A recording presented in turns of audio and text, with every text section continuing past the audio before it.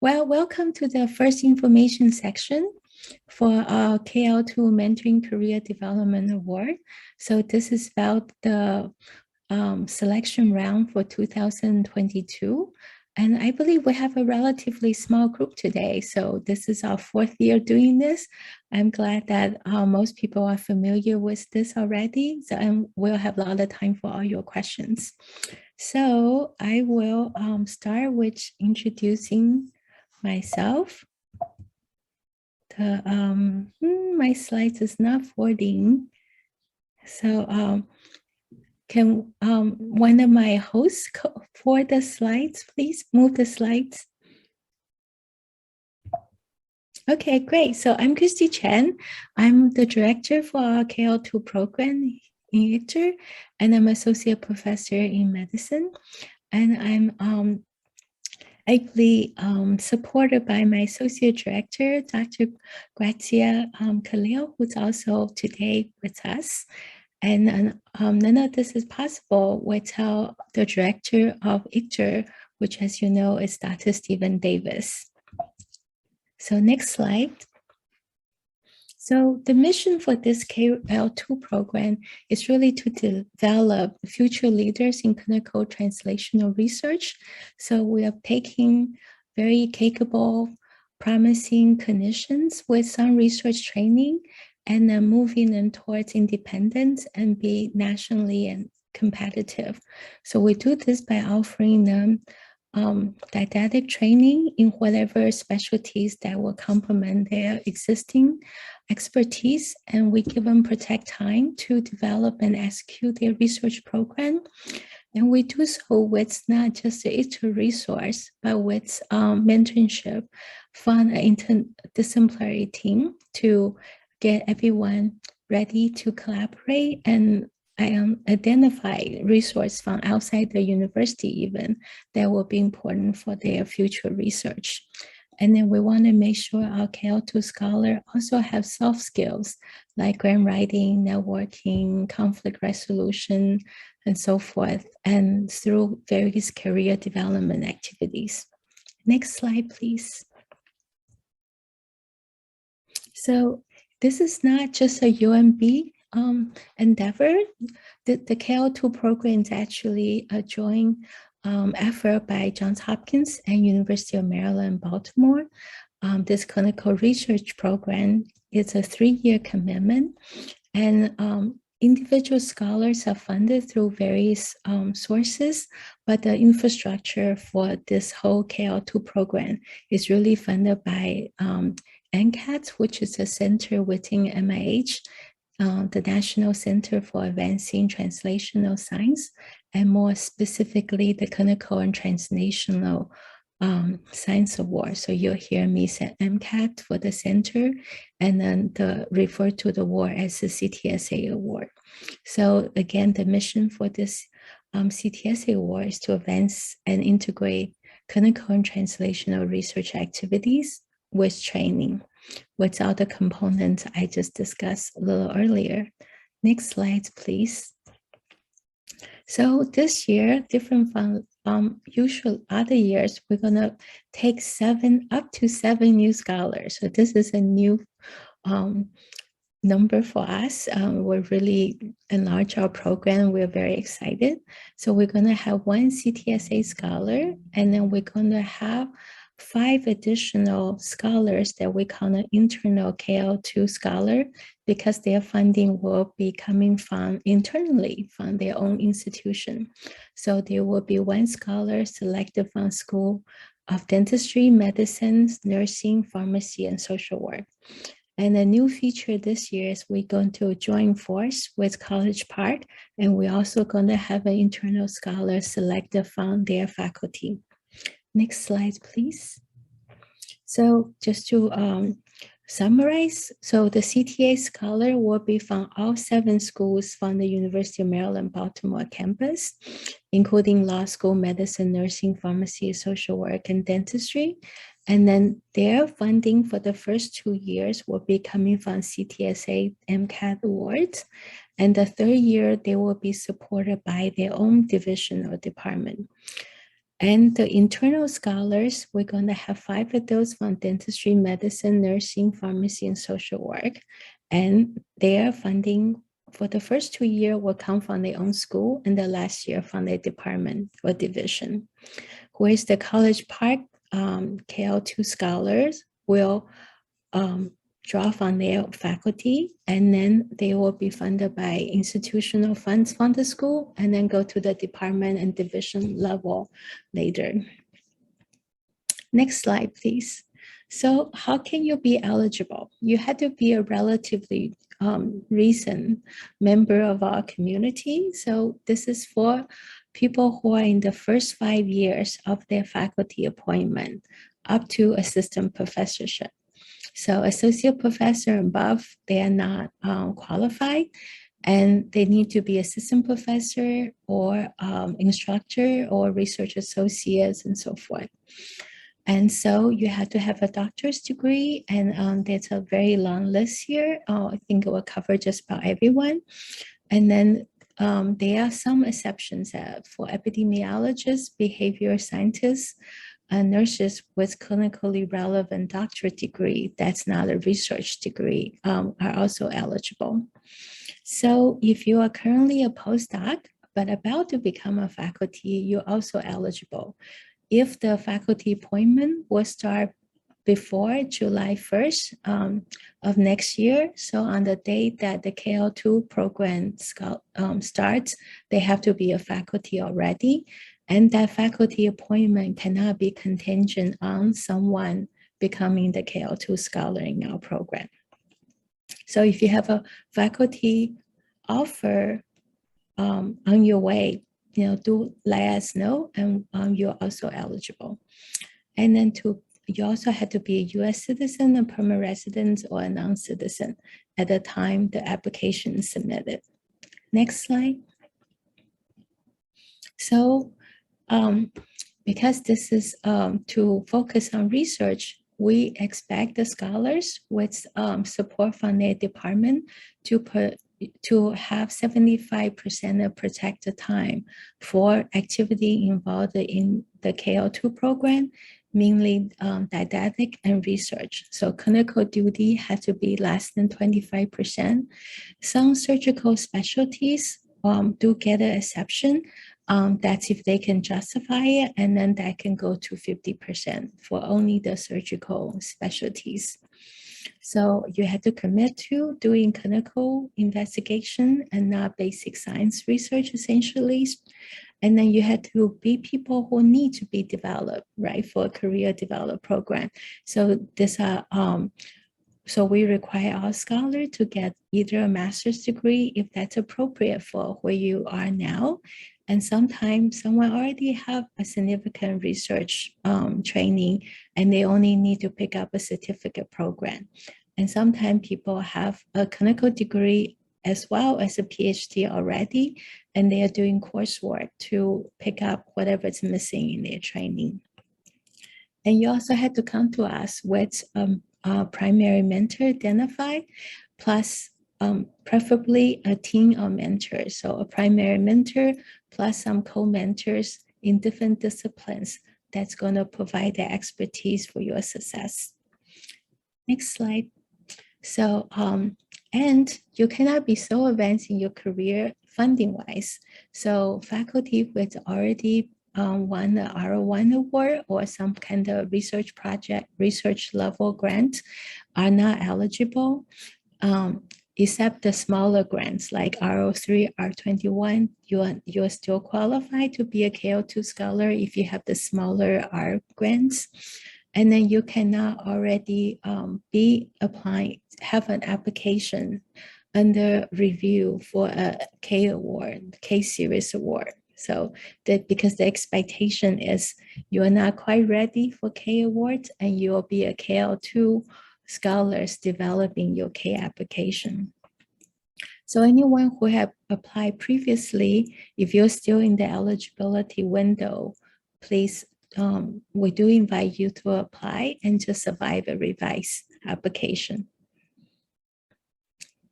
So research-wise, all many types of research are qualified, and they are definitely should be in the clinical translational end. So research conducted using human subjects, or even material from human origins and so forth. And so currently, our faculty, the current scholars are doing patient-related research, a lot of epidemiology, a lot of behavioral studies, health service research, outcome research, comparative effective research. What we do not support are people on the early end of the bench to bedside research. So if you're doing something that's strictly laboratory, that's all laboratory based and does not really involve human subject, or if you're just using de-identified bank tissues, then that you do not qualify. So what you get when you become a KL2 scholar is salary support. So that goes to pay for protected time and get you out of clinical service. So up to $110,000 plus fringe benefit. And this depends on, of course, your current salary level. And then even though faculties have tuition remission, we provide fees and so forth for this part of your training. And then we also give you funding for research-related activity and for travels to meetings and so forth. So this two amount, it's not certain yet because we're waiting for the next round of our budget to kick in. But in the previous year, the research fund is around $12,500. And the travel fund is about $2,500. So those are the ballpark numbers, but we will know specifics shortly. Next. So given that you're going to have 75% protected time, tuition, and research support, you're going to be doing didactic courses and so forth. And then you're going to get practical trainings, of course, on research designs on all aspects of a clinical study, working with your mentors. And then on top of that, monthly, we meet with our Hopkins cohorts. And now it's because it's online, Columbia decided to join us. So it's a bunch of KL2 scholars and some other similar programs that meet monthly to either attend a seminar. So it's a seminar on translational research, or they talk about their grants and then get input from faculties, mentors, and their peers. And that's been a really helpful aspect for the next stage.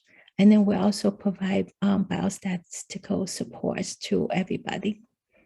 Next slide. So time-wise, it looks like this. Once you become a KL2 scholars, the first year, it's really focused more on didactic training. And then this could be biostatistics that you need to pick up, or some higher level courses that you need. And then we're also working grant writing and leadership training. And the goal is that by the end of year 2, you will submit a K23 application or something similar. And then at the whole time, you are doing career development courses, seminars, and attend Catalyst and ICTR seminars, and doing participating in other people's grant in progress seminars, and doing one a year yourself, and conducting your research. So what do we expect from our scholars? So of course, we want them to finish that didactic coursework, getting that degree or certificate, and submit the K23. And then they participate in the Association for Clinical and Translational meeting, which is annually. Usually they're in DC. This year it's in Chicago for some reason. So our scholar attend that meetings and present their work to other people doing similar work. And then they also periodically submit progress reports, just so the ICTR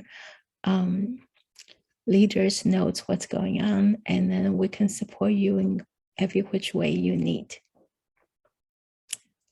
So the mentors, your mentors, it's an honor to have a KL2 scholars.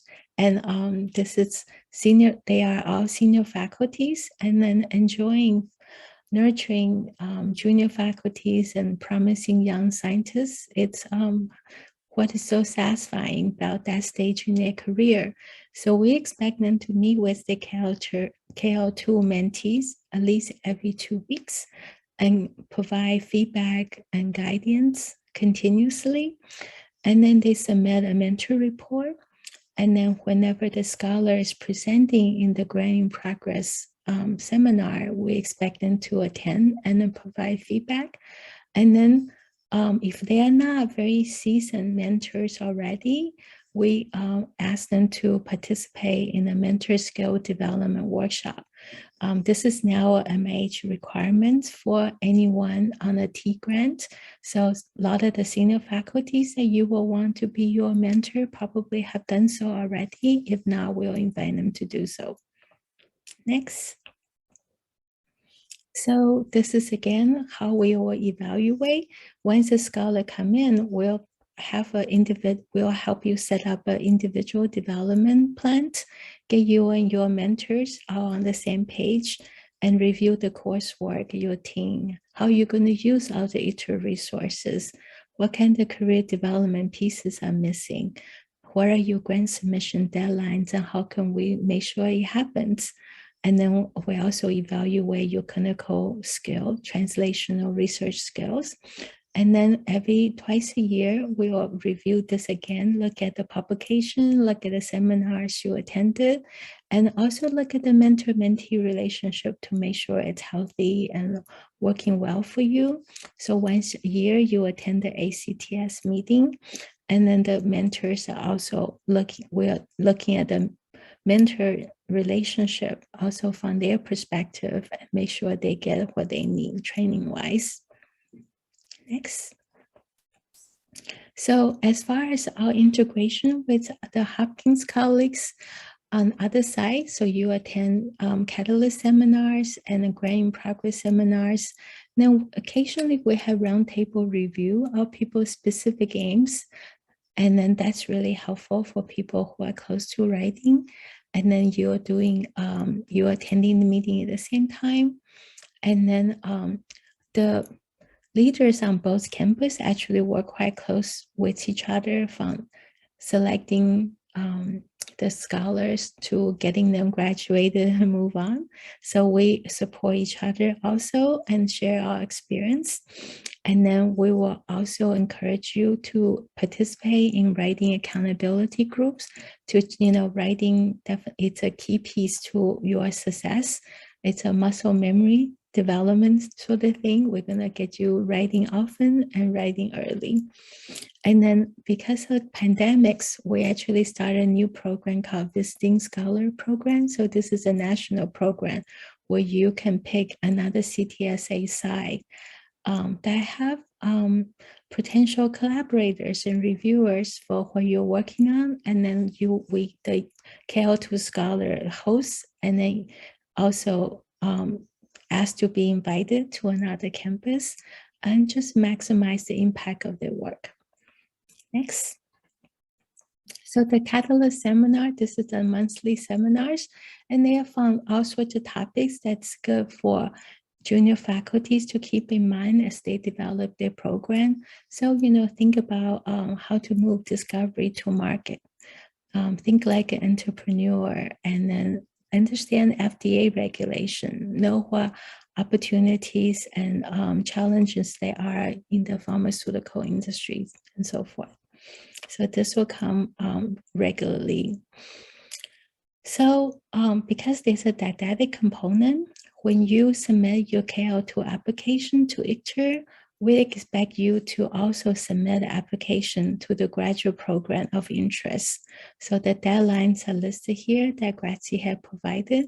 So a Master of Science in Epidemiology and Clinical Research, this is a very attractive option for a lot of the applicants we have in the past. Some of them need to sort of parse down a reduced version. They just get a certificate and pick up what's missing from their training. And then you can do a lot of other programs. It doesn't have to be this one, but just make sure you check the application deadline. So application to graduate school, either to a master's or certificate program, it's parallel to your application to the KL2 program. Next. So the application is a web submission process. It's web-based, so you can see the link both in the RFA and then from the ICTR website. We ask you to provide a cover letter. You don't need to use a template. Just briefly provide anything that will make your application more impactful and clear to us. We do ask you to write a 2 to 3 page personal statement to tell us about your short-term and long-term goals, just so we get a more three-dimensional picture of who you are and what you want to do. And the research plans are 2 to 5 pages. And then also you have to let us know what are the advanced training you're acquiring that you plan to acquire, how they integrate with your research, and then let us know. Just see the whole picture of what you want to do in the next 3 years as a KL2 scholar. And of course, we highly recommend anyone that's an underrepresented minority or from a disadvantaged background or people with disability to apply to our KL2 programs. And we have make accommodations, and so this is definitely one of our mission as well. So you also should send us your CV with your publication and grant support, and we need several recommendation letters. One of them has to be a nomination letters from your primary mentor and or your division and department chair. So sometimes the primary mentor is the department chair, right? So you could just have one letter that serves both purposes, but you must have one. So if you're in a large department, the division chair, director might be more appropriate for that nomination letter. And then in the RFA, they are awarding for protected time that it must be contained in a letter. So you need a nominating letter from the department or division chair and a primary mentor. They can co-sign that letter. They can provide 2 letters. And we need 2 additional letters of recommendation from people who know your work, and then can speak intelligently about your potential and how the KL2 program will be a real asset to you. So the letter must be emailed to this website, to ICTR Navigator email website, later than the deadline, January 28th. And then when you put in your online application, there's a place for you to tell us who are people going to write your letters. We'll be expecting them, know where to look for. And the mentor should provide the MIH bio sketch so we can see their track record as well. And we also need an official transcript for all the degree granting institutions that for your undergraduate degree, for your MDs or for your PhDs, you don't have to pay to get the transcript that's officially from the university sent to us. We accept the unofficial one. So this is also part of your graduate school application. So it serves dual purpose. Next. So this is what happened after you submit your application on the deadline January 28th. And we will spend February and March looking at your application, deal with conflict of interest, and find appropriate reviewers to review your application. Then the finalists will be contacted and we will interview them the last week of March. The official selection and award notification go down mid-April, and then the KL2 program for next year starts on July 1st, 2022. So if you have any questions, please go to the ICTR website. Everything I told you about are in the RFA and the Q&A section.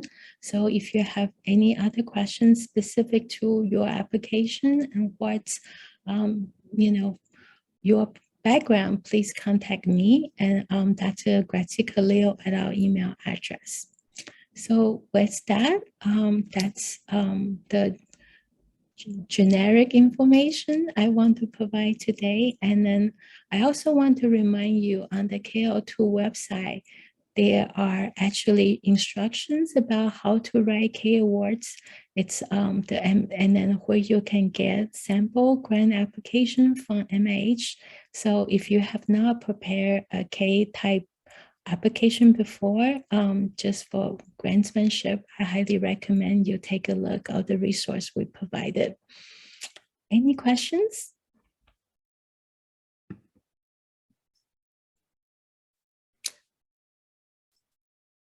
So you can either type your question into the chat box, or you could just speak up and mute yourself. I believe that everyone should be unmuted at this point by the conference host.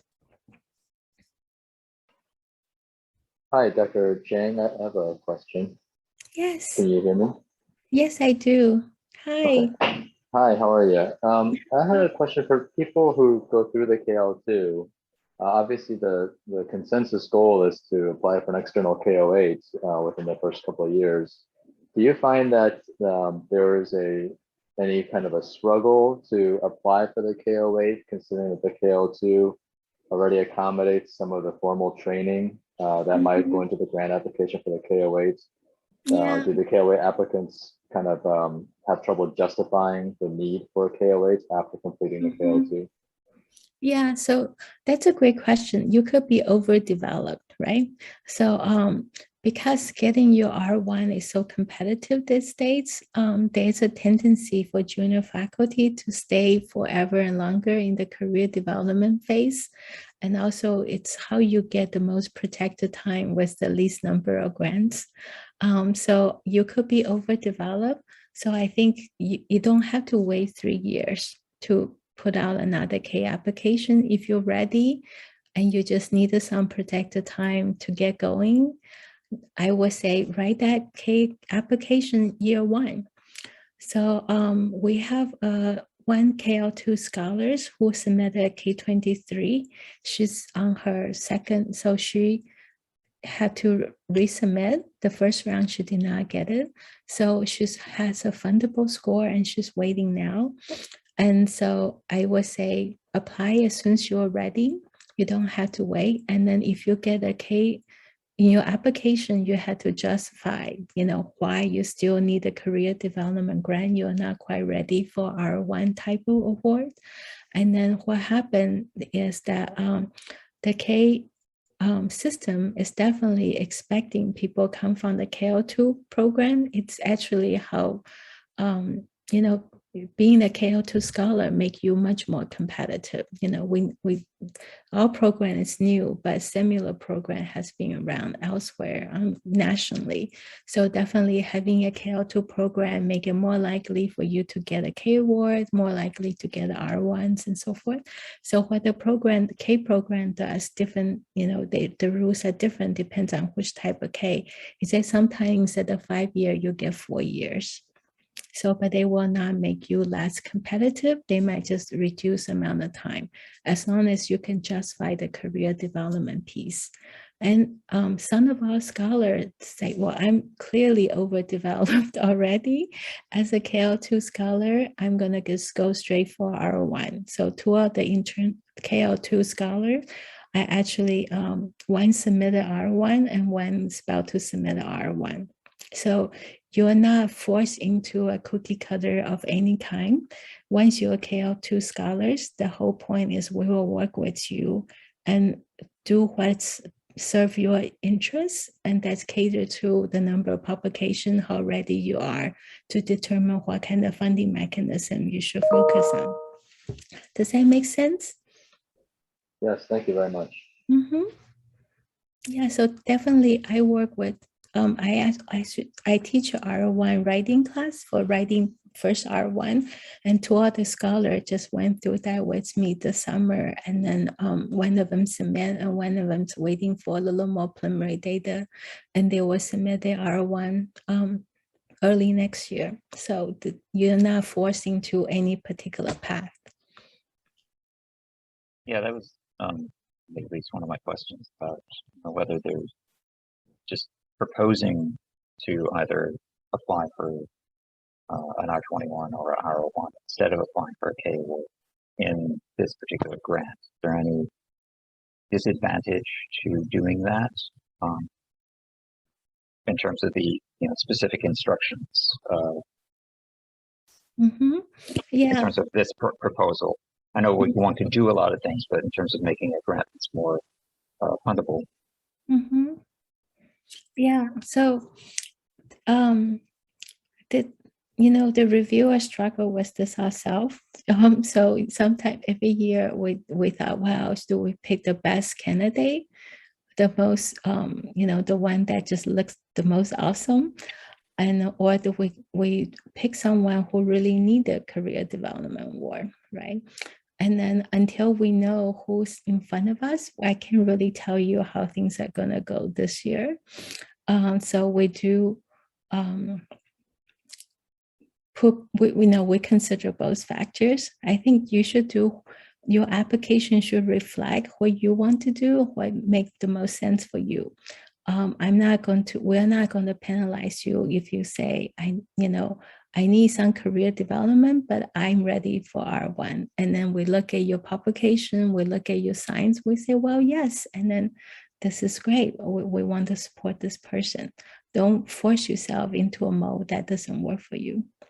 It's all the advice I can say, because it won't make sense to us either, right?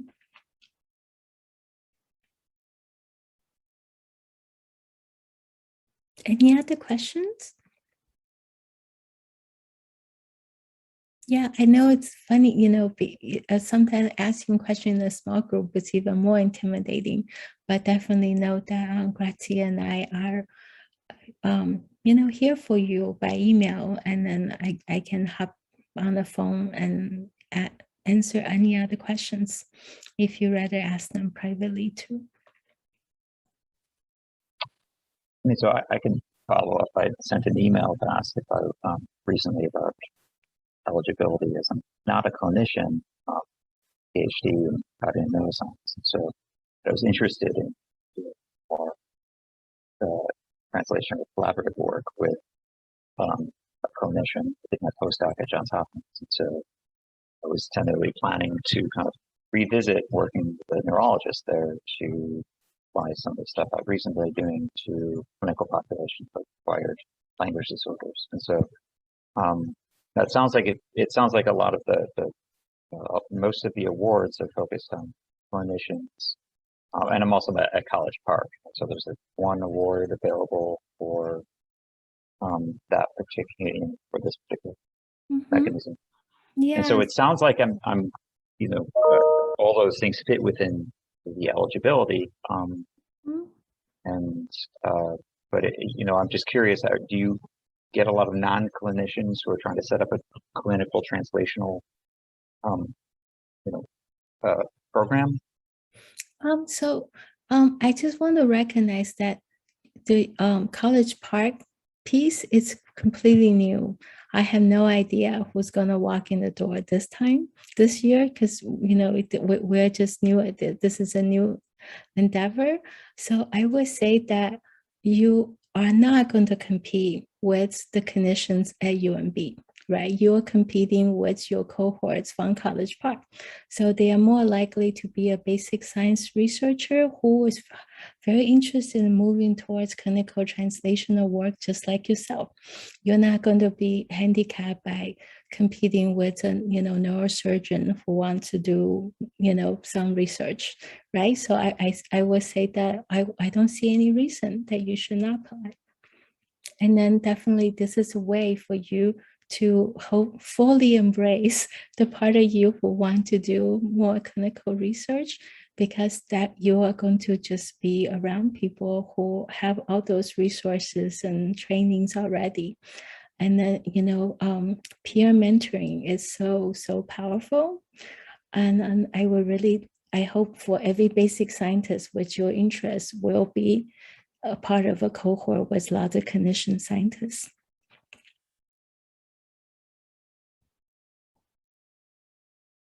Okay. Anything else?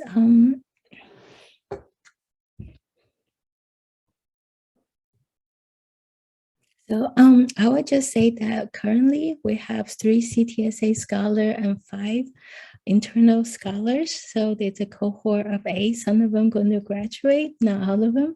And so we meet monthly. So to just, troubleshoot with people you have similar issues, right? There's always problem with recruitment. There's things about compensating and research participants and dealing with coordinators and technicians and fundings. And so we, talk about, it's moral support as well as peer mentoring and problem solving. And that's very helpful as well.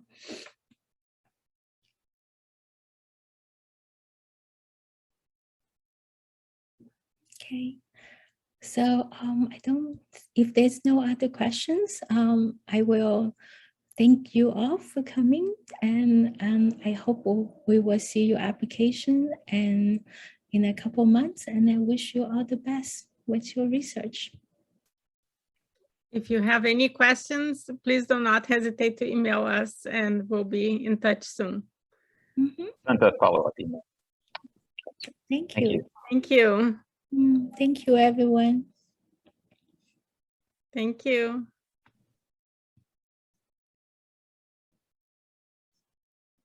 Good job. Okay, it's back to us again. Thanks, everybody. Thank you, Molly. Thank you, Vonna, and thanks to Sam. I didn't do anything. I get so nervous.